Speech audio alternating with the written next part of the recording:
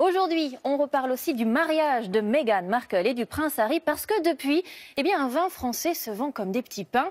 Un Bourgogne a été servi au dîner et les Anglais se l'arrachent, les ventes explosent. Il faut dire qu'il n'est pas si cher. À Puligny-Montrachet, Olivier Martin et Éric Jacquin.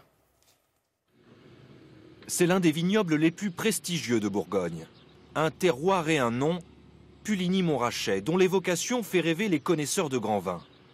Et ces 20 hectares de parcelles sont la fierté d'Olivier Leflèvre, son propriétaire. Et en dessous de nous, il y a un autre grand cru, le plus connu du monde entier, c'est le Montrachet, puis les Bâtards Montrachet. Donc ça, c'est la suite des grands crus. Si le ciel couvert ce jour-là a des allures typiquement britanniques, ce n'est pas pour déplaire aux viticulteurs. God save the Queen, mais quand même, il faut le dire. Qui soigne son accent.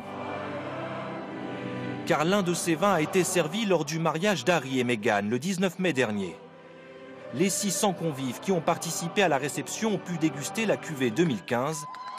La presse britannique s'en est d'ailleurs fait l'écho. Et depuis, les ventes outre-Manche explosent. Nos distributeurs ont vendu des centaines de caisses dans les 2 heures ou 3 heures qui suivaient la parution de l'article. Ça a boosté les ventes, mais malheureusement, on est en fin de stock. Donc on n'a plus grand-chose, on n'a même pratiquement plus rien.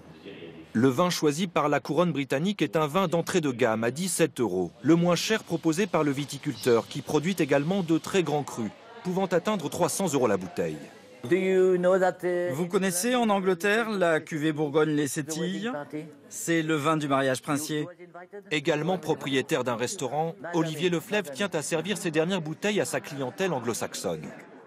Tous les invités ont dû être enchantés en dégustant ce grand vin issu d'un si petit village.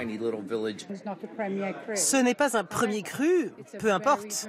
Il est excellent, très rafraîchissant, et ça me fait plaisir de savoir que la famille royale a choisi un vin un peu plus simple. Pour marquer le coup, le viticulteur a même invité Meghan et Harry à Puligny-Montrachet.